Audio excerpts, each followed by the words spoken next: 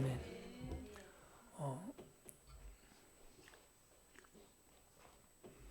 이종 집사님이 찬양을 드렸는데요.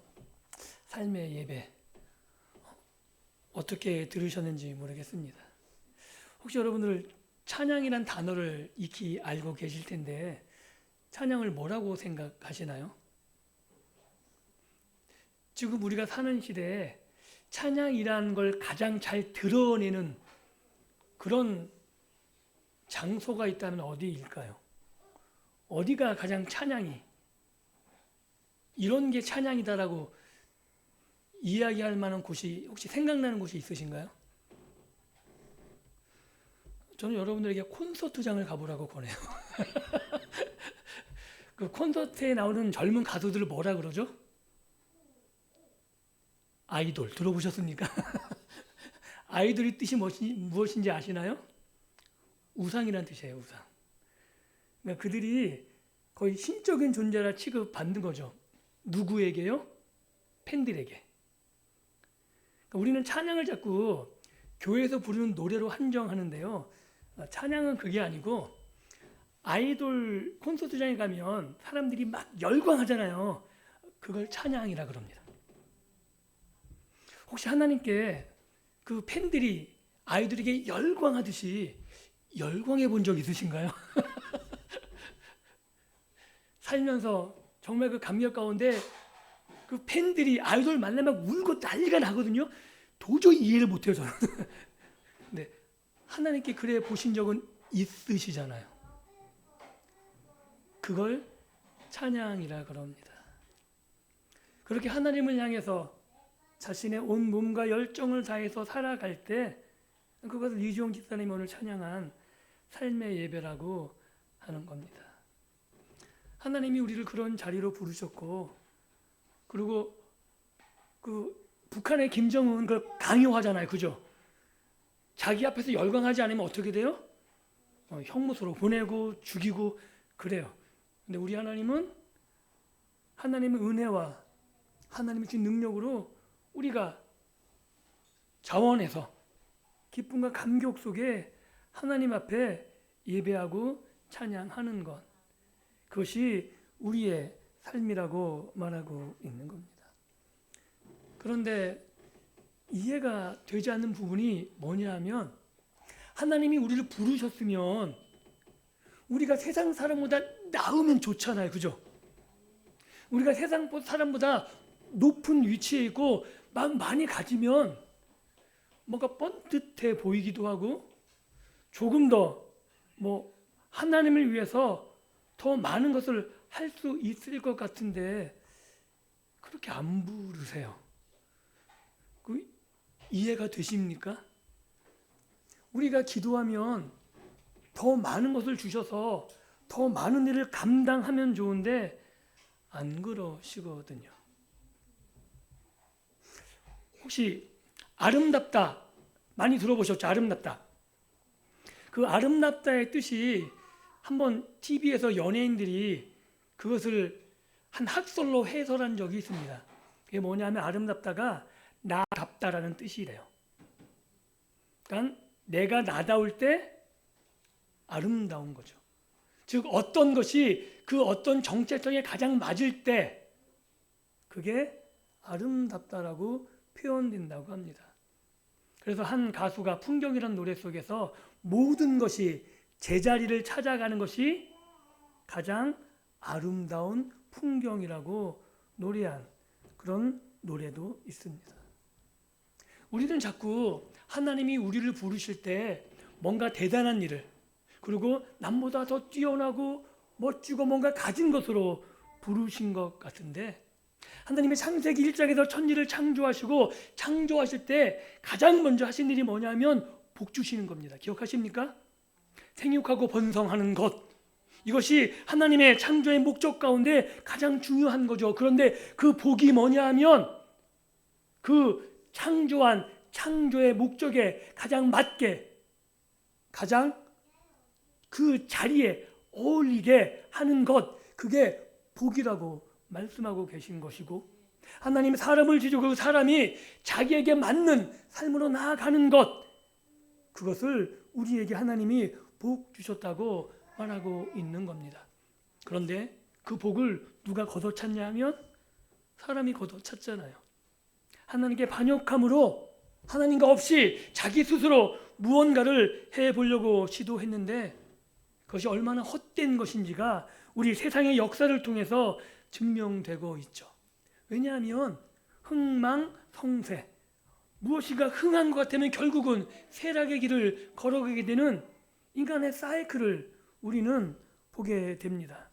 그것이 인간의 죄 때문이고 인간의 욕심과 인간의 타락 때문임을 우리는 너무나 잘 알 수 있죠. 그 가운데서 이스라엘을 부르셨는데 이스라엘 부르셨으면 나라 좀 강대하게 하시지. 나라가 강대하면 모든 세계를 지배해서 그냥 하나님의 통치를 실현하면 좋은데 안 그러셨거든요. 자기 백성인데 이집트에서 노예 생활하게 하셨습니다. 이해가 되십니까? 하나님이 사랑하신다고 말하시는데 하나님이 복 주셨다고 말하시는데 그 복을 얻기 위해서 노예를 몇백 년 해야 된다면 여러분 어떻게 받아들이시겠어요? 그걸 복이라고 받아들이실 수 있습니까? 이것이 성경을 볼 때 우리에게 이해하기 어려운 부분인 것 같습니다. 오늘 우리가 읽은 출애굽 19장도 하나님 백성의 정체성, 하나님 백성이 어떠한지, 하나님이 어떻게 부르셨는지에 대해서 설명한 부분입니다. 이게 굉장히 중요하지만 굉장히 이해하기 어려운 부분이기도 합니다. 왜냐하면 하나님이 이스라엘 백성들에게 시내산, 출애굽한 지 3개월 되어서 시내산에 도착하면서 말씀하시는데 기억하라는 거예요. 너희가 어디에 있었는지. 어디에요? 애굽의 노예. 그 상태에서 어떻게 구해내셨는지. 그러면 저는 반문해요. 아니 노예 생활 안 하게 했어도 됐는데 왜 굳이 노예 생활 하게 하셔서 힘든 일 겪게 하시고 그리고 불러내셨는가. 불러내시고 큰 팔과 능력으로 그들을 구원하시고 여기까지 인도하셨음을 하나님은 알게 하십니다. 그리고 이게 출애굽기 12장 보게 되면 출애굽할 때 이스라엘 백성만 나오지 않았습니다. 중다한 잡족이 같이 나왔다 그래요. 즉 하나님 앞에 시내산에서 하나님 앞에 선 이스라엘 백성들은 순수 혈통, 야곱의 아들들의 혈통을 이은 자들만 나오는 게 아니고 애굽에서 하나님의 역사를 보고 애굽의 신들을 무참하게 짓밟고 하나님의 참 신됨을 증명함으로 야, 저 신, 하나님이 참 신이다 라고 하나님을 따라 나왔던 모든 사람들을 하나님은 하나님의 백성으로 인정하셔서 하나님 앞에 서게 하셨다라고 말하고 있는 거죠. 그리고 그들 하나님 앞에 선 그들을 향해서 하나님께서 말씀하고 계세요. 그런데 그들을 노예, 그들을 한낱 비천한 무리 이런 식으로 하나님은 호칭하지 않으십니다. 그 호칭이 너무나 놀랍죠. 왜냐하면 우리가 읽은 본문 말씀에 뭐라고 그 호칭들이 나오냐면 나의 소유다. 그리고 너희는 제사장 나라고 너희는 거룩한 백성이다라고 부르십니다. 이것은 단순한 호칭이 아니라 이스라엘의 존재의 목적 그리고 이스라엘의 운명이 어떻게 될지를 보여주시는 그리고 그 운명 가운데 오늘 예수 그리스도 안에서 부름받은 우리들의 존재의 목적과 운명과도 연결된 굉장히 중요한 호칭이라고 성경은 이야기합니다. 그리고 이 호칭 속에 이런 의미가 담겨져 있는 거죠. 누가 하나님의 백성인가? 이 부분만 우리가 읽은 출애굽기만 읽어봐도 하나님의 백성은 절대 혈통이 아님을 알 수 있는 겁니다. 이스라엘은 자꾸 순수 혈통 이야기하는데 아니요. 이스라엘은 짬뽕 됐어요.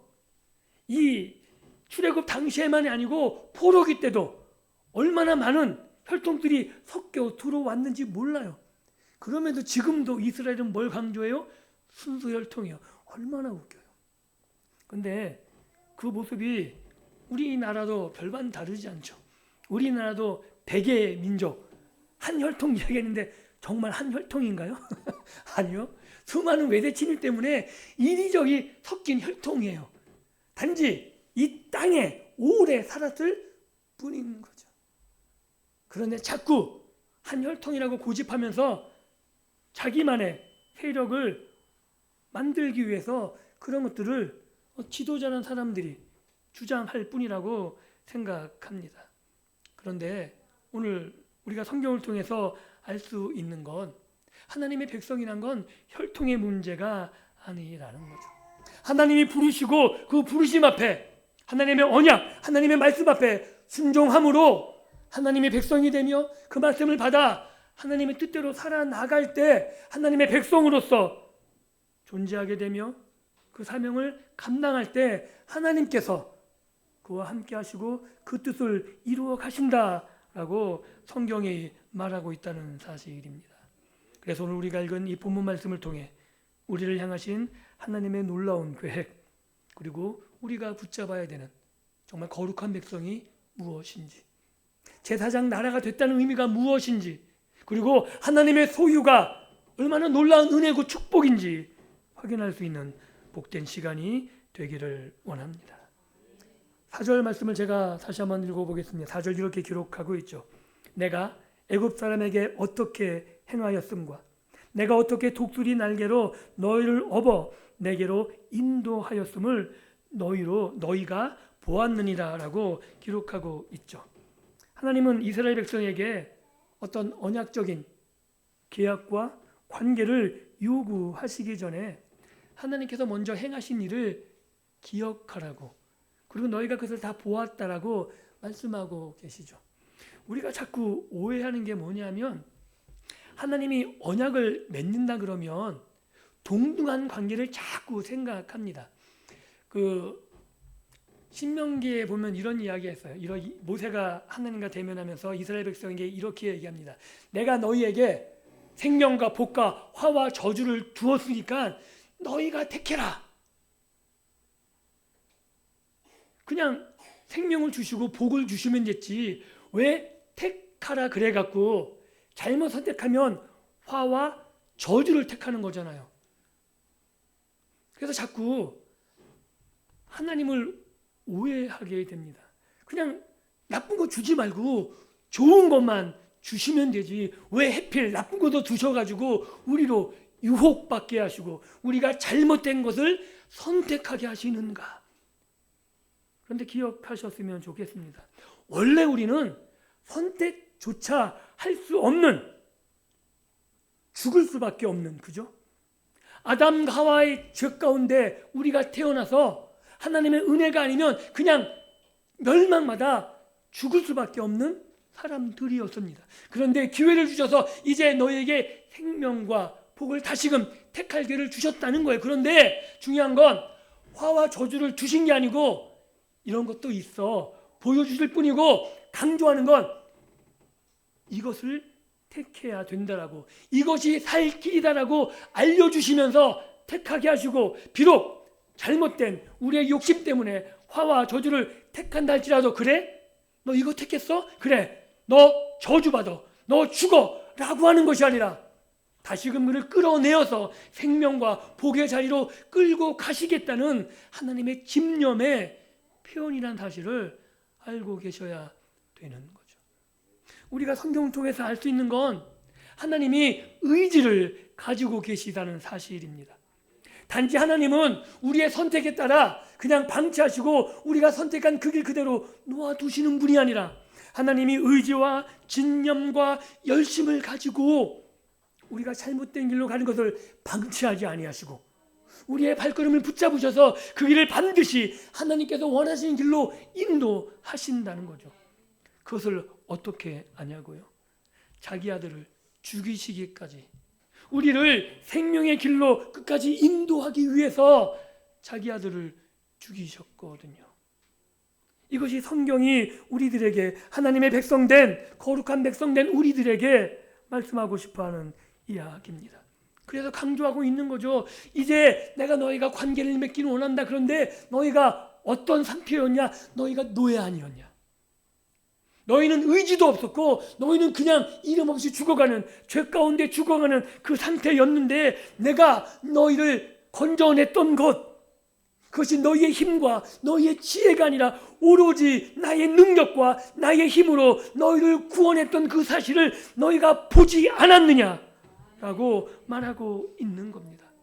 하나님의 구원의 이야기, 단지 옛날 이야기가 아니라 직접 눈으로 본 이야기를 기억하라라고 시내산 앞에 선 이스라엘 백성들에게 하나님이 말씀하고 계신 거죠. 그들은 아마 10가지 재앙을 떠올렸을 겁니다.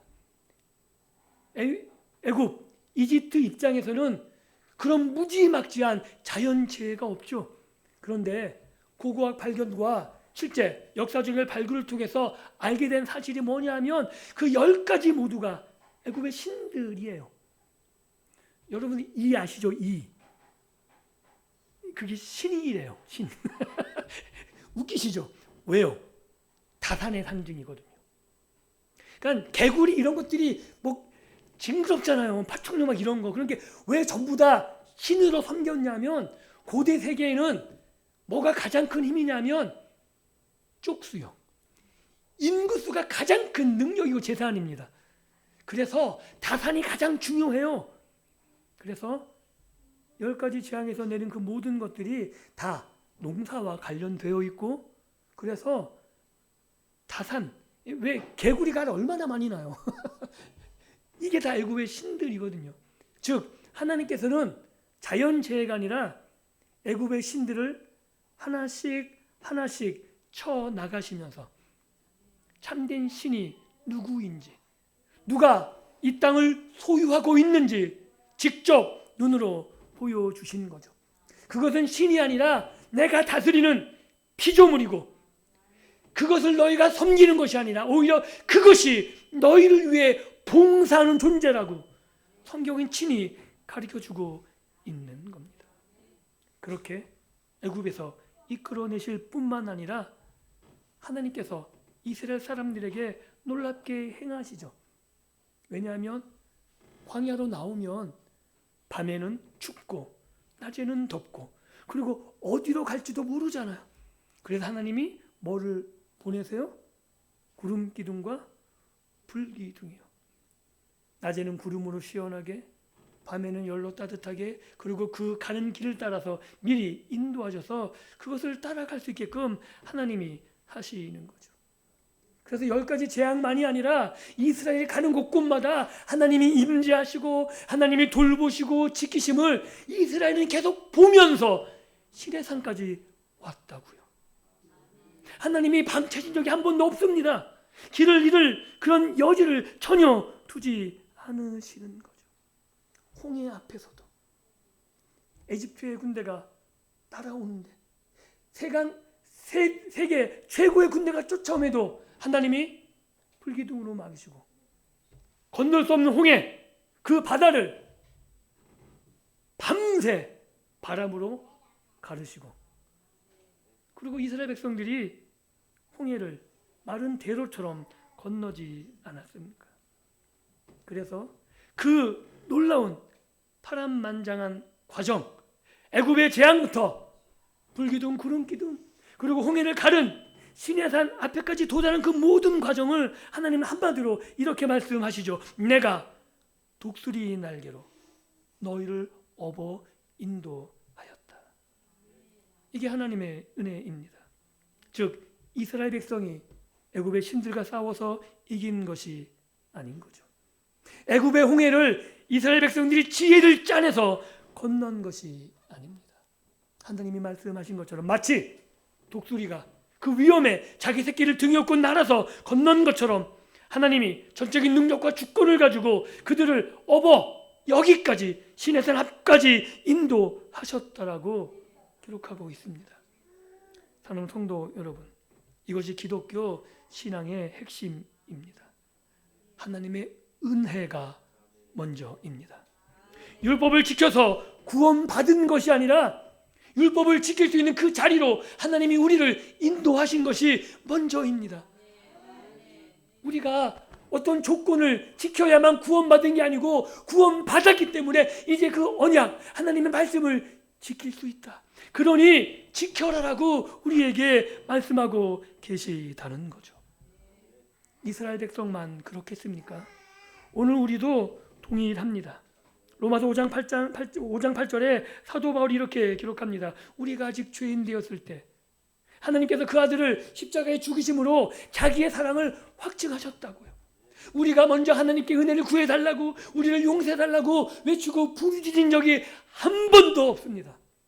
사랑을 보여달라고 요청한 적도 없습니다.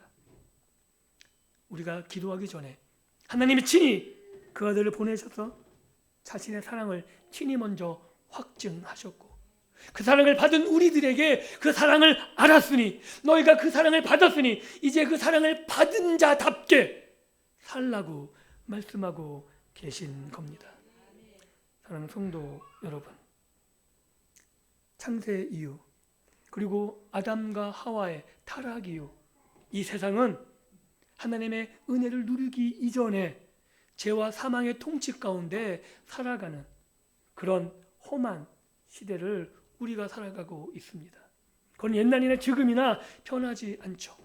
과학 문명을 좋아하십니까? 과학이 가장 언제 발달하는지 아십니까? 노벨 평화상을 왜 만들었는지 아십니까? 네, 노벨이 자기가 만든 화약으로 수많은 사람이 죽어가는 것을 보고 그 마음의 좌절감 때문에 그 과학이 조금이라도 선한 일에 사용되기를 원해서 만든 게 노벨 평화상입니다. 지금도 과학이 가장 많이 발달하는 게 전쟁 분야입니다. 전쟁 쪽에서 발달시키고 그 뒤에 쫓아오는 게 우리 삶의 편리성이에요. 즉, 과학이 발달하면 죽음도 같이 발달하는 게 오늘 우리들이 살아가는 세상이죠. 그런데 이런 죄와 사망의 통치에 있는 그런 죄와 사망이 점점 더 세력을 확장하는 우리 시대에 이 죄와 사망을 깨시고 하나님께서 그 아들을 보내셔서 우리를 그 가운데 업어내셨다라고 말씀하고 계신 겁니다. 그래서 내가 하나님 앞에 내세울 공로가 아무것도 없는 거죠. 우리가 이렇게 말합니다. 어떻게 구원받았습니까? 라고 말하면 내가 믿어서 구원받았다라고 말할 때도 있습니다. 맞습니다. 우리가 믿어서 구원받았습니다. 그런데 그 믿음조차도 하나님의 선물이심을 믿으십니까? 사도 바울이 그러잖아요. 은혜, 이 믿음이 하나님의 선물이라고. 그래서 신앙 고백의 표현으로는 우리가 어떻게 구원받았습니까? 라고 말할 때 에베소서 2장 10절의 말처럼 이렇게 말하는 게 정답인 거죠. 은혜로 구원받았습니다. 그리고 그 은혜를 우리가 표현할 방법이 없기 때문에 내가 믿음으로 구원받았다라고 표현하는 거죠. 오직 하나님의 전적인 은혜라는 사실입니다. 이 압도적인 구원의 은혜를 깊이 깨달을 때 이제 비로소 이스라엘 백성이 하나님 은혜로 말미암아 시내산 앞에 섰을 때 새로운 정체성이 부여되고 그 정체성을 받아 살아가게 된 것처럼 오늘 우리도 예수 그리스도로 말미암아 하나님의 자녀가 된 이 출발점 안에 서게 되었다라고 성경이 말하고 있는 겁니다. 그리고 나서 출애굽기 19장 5절에 이렇게 선포하고 계시는 거죠. 세계가 다 내게 속하였나니 너희가 내 말을 잘 듣고 내 언약을 지키면 너희는 모든 민족 중에서 내 소유가 되게 라고 말씀하고 계십니다. 하나님은 우리를 하나님의 소유, 은혜로 구원하신 후에 우리를 하나님의 언약 백성으로 삼으셨다라고 말하고 있는 겁니다. 이 언약이란 것, 하나님이 언약을 끄집어내셔서 강조하는 건 이스라엘 백성들이 가장 이해하기 쉬운 표현이기 때문에 그래요. 오히려 지금 우리들이 이걸 이해하기는 어렵지만 당시 이스라엘은 이 언약이라는 말을 들으면 무슨 말인지 금방 깨달았을 겁니다. 왜냐하면 이게 종주권 조약이라는 건데 힘 있는 사람과 힘 없는 사람이 맺는 조약이거든요. 그러면 중요한 건 우리가 볼 땐 언약이기 때문에 계약서 이게 중요할 것 같은데 실제로 계약서가 중요하진 않습니다. 여러분들 강자와 약자가 계약을 맺으면 계약서가 중요합니까? 장로님 어떠세요? 강자와 약자가 계약을 맺으면 계약서가 그렇게 중요합니까? 별로 안 중요해요. 뭐가 중요하죠? 힘 있는 사람의 마음이 굉장히 중요해요. 힘 있는 사람이 마음이 너그러우면 계약이 깨져도 괜찮아, 다시 맺지. 그런데 아무리 약자가 계약을 잘 맺어도 힘 있는 사람이 마음이 삐뚤어지면 어떤 꼬투리를 잡아서라도 짓밟아요. 그런 경험 해보신 적 없으십니까? 지금 우리 시대에 쌍방 계약을 많이 하지만 실제로 그 계약대로 이루어집니까? 지금 미국의 행태를 보세요. 완전히 이런 깡패가 없잖아요, 그죠? 뭐 어떤 걸로 내세워서 우리나라에게 돈을 뜯어가요? 그게 계약이요. 계약이란 명목으로 계약을 맺지만 말이 안 되는 거 하잖아요. 그게 가능한 이유가 미국이 힘이 있어서 아닌가요? 이 종주권 조약도 똑같아요.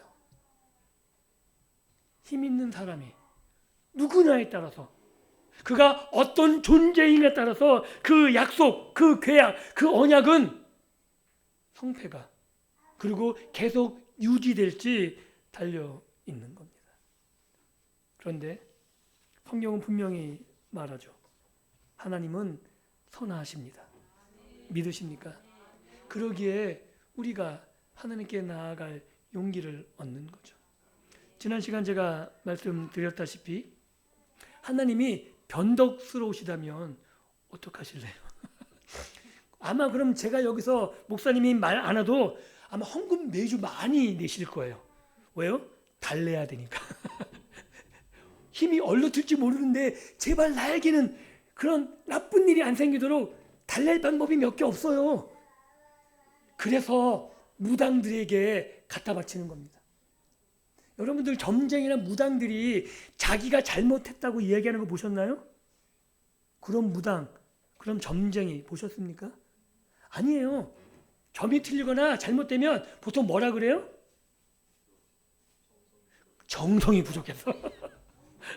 네, 자기가 잘못했다 말은 한 번도 안 해요. 뭐가 부족해요? 돈 액수가 올라갑니다. 만약에 하나님이 그렇다면 여러분 어떡하실래요? 기도가 안 이루어졌어요. 그러면 목사님이 딱 정성이 부족해. 그럼 어떡하실래요? 우리 하나님 안 그러십니다. 하나님은 진실하시고 우리가 생각한 이상으로 우리를 사랑하실 뿐만 아니라 우리가 하나님께 드린 것도 없다 할지라도 우리에게 모든 것을 주시는 하나님 되심을 믿을 수 있기를 예수님의 이름으로 축복합니다. 이것이 하나님이 이스라엘 백성을 자기 소유 삼았다는 거예요. 하나님이 책임지신다는 거고 너희가 구원받기 위해서 이렇게 살아가 아니라 내가 너희를 구원해서 이제 너희가 내 것이 됐으니 내 소유가 됐으니 나답게 하나님답게 하나님이 이 땅을 다스려서 모든 피조물이 복을 받게 되는 것처럼 너희 때문에 복 받게 되는 그런 삶을 살라라고 하나님이 말씀하고 계신 거죠. 여기서 구약에서 내 소유 말할 때 수글라라는 히브리어가 사용돼요. 이게 어떤 의미냐면 가장 특징적인 의미로 가장 아끼는 보석이라는 의미예요. 하나님이 이스라엘 백성들 그냥 내 소유 어떤 뭐라 그럴까 뭐 소유물 이런 존재가 아니고요. 하나님 눈에 여러분들 손주 자녀들 어릴 때 눈에 넣어도 안 아프다 그러죠. 아프죠 눈에 넣으면 그죠? 말이 그런 건지 눈에 아파요. 그런데 그런 표현을 써요. 그 정도로 이쁘다는 거잖아요. 우리가 하나님 앞에 그런 존재라는 겁니다. 우리가 그럴 만해서가 아니고 하나님이 그렇게 우리를 보신다는 겁니다. 그리고 우리를 그렇게 살아가라고 말하고 있는 거죠. 여러분이 가장 이뻐하는 아들이 그 어릴 때만큼 계속 자라도 내가 우리 아이가 이쁜 것만큼 모든 사람들이 그를 아껴주고 사랑하고 걸어가서도 모든 사람들이 인정해주고 그렇게 되기를 원하지 않으십니까? 하나님 우리에게 요구하시는 것이 그런 거예요. 너희 때문에 모든 사람들이 복을 받고 너희가 가는 곳에 그 모든 사람들이 행복함을 누리고, 하나님이 우리를 그렇게 부르셨고 우리를 그렇게 만들어 가실 겁니다. 그런데 그것은 세상 방식으로 되는 것이 아닙니다. 하나님 방식으로 살아갈 때, 하나님의 말씀에 순종하며 하나님의 기쁘신 뜻대로 살아갈 때 우리가 그렇게 보배로운 존재로 하나님이 기뻐하시는 그런 삶의 방식으로 살아갈 수 있게 된다라고 말하고 있는 거죠. 그리고 이 모습이 오늘 우리들의 모습이기도 합니다. 신약 시대를 사는 우리들에겐 이 모습이 더욱더 확실하게 증거되고 있죠. 그래서 베드로전서 2장 9절엔 우리를 하나님이 자기 소유 삼으셨다고 분명하게 말씀하고 계시고, 그것이 단지 말로만이 아니라 그 아들의 피로 값주고 우리를 사셨다라고 말하고 있는 겁니다. 이게 하나님의 은혜인 거죠. 그래서 우리는 세상으로 평가받는 존재가 아닙니다. 우리를 그 어떤 누구도 재단할 수 없고 평가할 수 없습니다. 오로지 하나님만이 우리를 자신의 자녀로 부르시고 자신의 소유 삼으셔서 하나님이 기뻐하신 뜻을 우리의 삶을 통해 드러내 보여주실 것입니다. 이것이 우리의 정체성이라고 성경은 말합니다. 그리고 이제 이 정체성을 넘어서 우리가 어떻게 살아가야 되는지 출애굽기 19장 5절 6절은 말하고 있는 거죠. 그게 바로 뭐냐면 제사장 나라입니다. 하나님은 우리를 제사장 나라, 이게 무슨 의미냐면 세상을 회복시키고 치유할 존재가 이스라엘뿐이 없다는 거예요. 아무리 힘이 세고 아무리 강대한 나라라 할지라도 그들로는 세상이 치유되지 않고 세상이 회복되지 않는다는 겁니다. 아수르가 있고 바벨론이 있고 그 당시에 애굽이 있고 지금의 미국이 있다 할지라도 그런 세상의 강대한 힘으로는 세상이 회복되거나 치유되지 않습니다. 오로지 하나님의 백성들로만 이 일이 가능하다라고 성경은 우리들에게 말하고 있는 겁니다. 제사장의 역할이 뭔지 아십니까? 제사장의 역할은 아주 간단합니다. 하나님과 백성 사이에 중보하는 거예요. 죄가 있기 때문에 그들의 죄를 동물의 피로 가리고 하나님 앞에 오게 하는 것, 그리고 또 한 가지 가장 더 중요한 임무가 뭐냐면 하나님이 임재할 장소를 정결하게 만들어야 돼요. 그래서 그것이 부정하지 않도록, 부정한 사람이 오면 죽여서라도 그 부정을 깨끗하게 해야 될 책임이 있는 게 제사장들입니다. 근데 그 일을 누구에게 맡기셨다고요? 오늘 저와 여러분들에게. 이 부정한 세상, 하나님이 임재할 수 없는 이 세상, 이 가운데 하나님이 친히 임재하기를 원하시는데, 에덴 동산처럼 임재하셔서 하나님의 백성들, 하나님의 친히 창조하신 하나님의 사람들과 함께 거닐며 교제하기를 원하시는데, 이 세상은 타락해서 죄와 사망이 가득 차 있기 때문에 이 공간을 하나님의 소유된 백성 우리들이 제사장이 되어서 정결하게 하고 깨끗하게 하고 그곳에 하나님이 임하셔서 우리와 교제하기를 원하신다는 사실입니다. 그래서 이 더러운 세상을 정결하게 하며 깨끗하게 하며 죄 가운데 죽어가는 저들을 하나님 앞에 데리고 나와 그들을 하나님의 백성으로 죄를 깨끗하게 하는 그 일을 저와 여러분들에게 맡기셨습니다. 이게 놀라운 은혜라는 거죠. 예수님이 하신 일들이 뭔지 아십니까? 예수님이 하신 일들을 기억해 보세요. 병자를 고치고 눈을 뜨게 하고, 그게 어떤 일이에요? 치유하고 회복하는. 하나님이 원래 창조된 세상엔 이런 왜곡된 현상들, 사람이 질병으로 고생하고 부족하고 다치고 이런 것들이 없는 세상이 하나님이 원래 만드신 세상이잖아요. 그런데 죄 때문에, 인간의 왜곡된 그런 잘못 때문에, 불순종 때문에 그런 질병이, 고통이 우리 가운데 왔거든요. 그래서 예수님이 회복해 하시는 일을 하시고 죄를 없이 하시고 치유하시는 일을 하시고 우리들에게 이제 그 일을 맡기셨다라고 말하고 있는 거죠. 그래서 베드로도 이렇게 이야기합니다. 너희를 어떻게 부르셨냐? 왕 같은 제사장, 제사장은 제사장인데 다스리는 하나님의 통치를 실현하는 제사장으로 우리를 불렀다라고 말하고 있는 겁니다. 사랑하는 성도 여러분, 오늘 우리는 단지 하나님의 소유로 그치는 것이 아니라 우리만이 하나님을 알고 있고 우리만이 하나님을 경험하며 우리만이 하나님의 자녀로 이 땅에 나가 세상을 치유하고 회복케 하며 하나님의 뜻을 이루는 그런 믿음의 사람으로 살아갈 수 있는 겁니다. 그 일을 이루기 위해서 우리를 어떻게 부르셨냐면 거룩한 백성으로 부르셨다고 오늘 본문은 우리에게 말합니다. 여기서 거룩하다는 건 무게 잡는 게 아니에요. 이게 쉽게 말하면 구별되는 것. 그러니까 하나님은 피조물과 구별되시고, 그죠? 우리는 세상과 다른 삶을 살기 때문에 구별되는 거예요. 이게 우리의 정체성이라고 말하고 있는 거죠.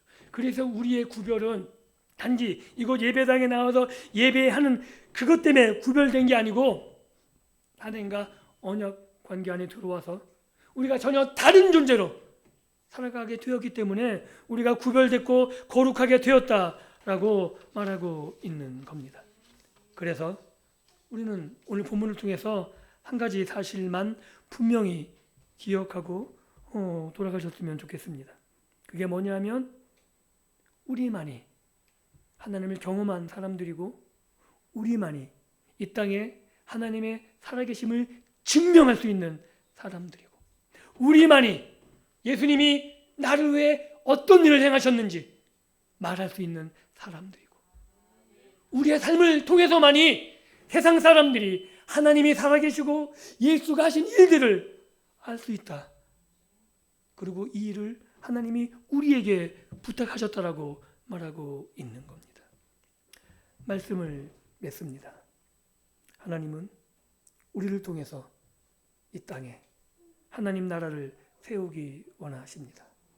그리고 오늘 예배를 통해서 하나님의 말씀을 통해서 다시금 내가 어떤 존재인지를 확실히 알고 단지 주어진 시간에 맞춰서 억지로 그냥 하루하루 삶을 떼어가는 삶이 아니라 나에게 주신 은혜를 경험하고 깨닫고 고백하며 그 은혜를 세상 사람들에게 알리는 내 삶의 방식이 하나님의 통치 방식이 되어서 내가 살아가는 그 삶의 모든 영역 속에 하나님의 통치를 맛보게 하는 그 일로 우리를 부르시고 우리가 그 사명자라고 말하고 있는 겁니다. 마치 애굽의 잡족과 같았던 우리들을 거룩한 산 시온에 부르셔서 하나님 백성 삼으셨던 것처럼 오늘 예수 그리스도 안에서 우리를 부르셨습니다. 그리고 이 부름은 이제 우리들만 하나님을 경험하고 예수를 경험한 우리들만 이 세상에 외칠 수 있고 우리의 삶으로만 나타내 보일 수 있습니다. 그래서 우리가 믿는 이 하나님을 성경책 안에 가두지 마십시오. 하나님의 역사를 우리가 예배하는 예배당 안에서만 가두려고 하지도 마십시오. 하나님은 오늘도 여러분과 함께 동행하기를 원하시고 여러분이 있는 그 장소가 하나님이 임재하기를 원하시는 장소가 되기를 원하시고 여러분이 있는 삶의 영역 가운데 그곳이 하나님과 교제를 하며 그 안으로 여러분을 만나는 사람들이 여러분 때문에 하나님을 경험하는 그 놀라운 장소가 되기를 원하십니다. 그래서 그 신의 산이 장소적으로 그 옛날 신의 산 그런 것이 아니라 하나님의 소유된 여러분들이 있는 그곳이 신의 산이 되고 언약을 맺는 장소가 되고 거룩한 백성으로 정체성을 회복하는 장소가 되고 그 안에서 모두가 다시금 새로운 사명을 부여받고 그래서 하나님이 기뻐하신 삶으로 회복되고 나아가는 그런 믿음의 복된 경험을 하며 살아가는 우리 모두가 될 수 있기를 예수님의 이름으로 축복합니다. 기도합니다.